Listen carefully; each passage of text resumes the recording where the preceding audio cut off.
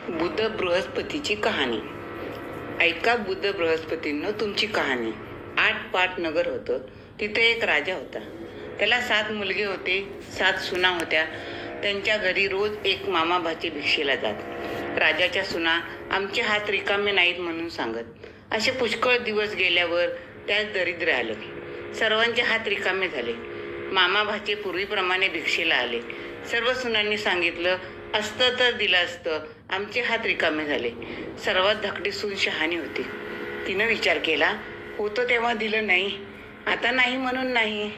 ब्राह्मण विनमुख जातात. ती त्यांच्या पाया पडली. त्यांना सांगू लागली, आम्ही संपन्न असता धर्म नाही केला, ती आमची चुकी आहे. आता आम्ही पूर्वीसारखी होऊ, असा काही उपाय सांगा. ते म्हणाले, श्रावण मासी दर बुधवारी आणि बृहस्पतिवारी जेवायला ब्राह्मण सांगावा. आपला पती प्रवासी होऊन जाऊन घरी येत नसल्यास दाराच्या पाठीमागं 2 भावली काढावी. संपत्ती पाहिजे असल्यास पेटीवर, धान्य पाहिजे असल्यास कोठीवर काढावी. त्यांची मनोभावे पूजा करावी. अतिथींचा सत्कार करावा, म्हणजे इच्छित फलप्राप्ती होते. त्याप्रमाणे ती करू लागली. एके दिवशी तिला स्वप्न पडलं, ब्राह्मण जेवित आहेत, मी चांदीच्या भांड्यानं तूप वाढत आहे. ही गोष्ट तिने आपल्या जावांना सांगितली. त्यांनी तिची चेष्टा केली. इकडे काय चमत्कार झाला. तिचा नवरा प्रवासाला गेला होता. त्या नगराचा राजा मेला.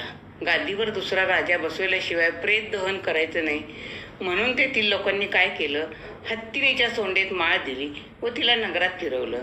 ज्याच्या गळ्यात माळ घालील त्याचा राज्याभिषेक होईल, अशी दौंडी पिटवली. हत्तीनीनं त्या बाईच्या नवऱ्याच्या गळ्यात माळ घातली. मंडळींनी त्याला हकलून दिलं. पुन्हा हत्तीन फिरवली, पुन्हा त्याच्याच गळ्यात माळ घातली. याप्रमाणे 3दा झालं. पुढं त्यालाच राज्याभिषेक केला. नंतर त्यानं आपल्या माणसाची चौकशी केली. तेव्हा ती अन्न करून देशोधडीला लागल्याची खबर समजली. मग राजानं काय केलं, मोठ्या तलावाचं काम सुरू केलं. हजारो मजूर खपू लागले. तिथं त्यांची माणसं आली. राजानं आपली बायको ओळखली. मनामध्ये संतोष झाला. तिनं बुध बृहस्पतीची व्रताची व स्वप्नाची हकीकत कळवली. देवानं देणगी दिली, पण जावांनी थट्टा केली. राजाने ही गोष्ट मनात ठेवली. ब्राह्मण भोजनाचा थाट केला. तिच्या हातात चांदीचं भांडं दिलं. तूप वाढायला सांगितलं. ब्राह्मण जेवून संतुष्ट झाले. जावांनी ते पाहिलं.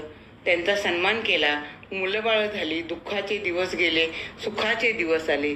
जशी त्यांच्यावर बुध बृहस्पतीची कृपा झाली तशी तुम्हा आम्हावर हो. ही 60 उत्तराची कहाणी 5 उत्तरी सुफळ संपूर्ण. ओम नमः शिवाय. ओम नमः शिवाय.